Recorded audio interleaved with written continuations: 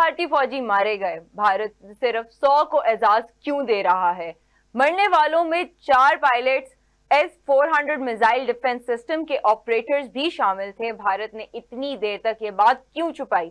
अब मरने वालों का रिश्तेदारों ने जब एहतजाज किया तो तब जाके इन्होंने फैसला किया कि इनको अवार्ड दिए जाए, या इनको जो भी उनका तमगा इम्तियाज तो पाकिस्तान का बनता है, उनका पता नहीं क्या बनता है। खैर अवार्ड उन्होंने पेश करने, और पायलट शिवांगी सिंह के बारे में उनका कहना है कि शायद वो भी मरने वालों में शामिल हो। जिस वक्त पाक इंडिया वॉर चल रही थी उस वक्त हम लोगों के पास आया था कि शायद उनकी जो एक पायलट है वो पाकिस्तान में रह गई है, और उन्होंने यहाँ पे आके उनके ऊपर मीम्स भी काफी बने थे कि उन्होंने चाय पीनी है या उन्होंने जूस पीना है या स्टिंग पीना है, जो कि चाय तो उन्होंने मना कर दी थी, तो उनके ऊपर फिर मीम बनी कि मुझे स्टिंग पिला दें या माउंटेन ड्यू पिला दें।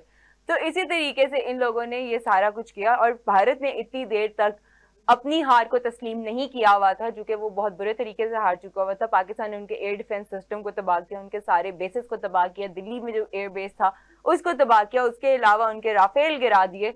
इन सब चीजों को मानने से इंडिया ने इनकार कर दिया हुआ था, बिल्कुल ही इनकार कर दिया हुआ था। वो मानता ही नहीं था कि हम हार गए, बल्कि उन्होंने सीज फायर की जब खिलाफवर्जी की तो उसके बाद सुनने में आया था कि उन्होंने पॉज कर दी है इस जंग को।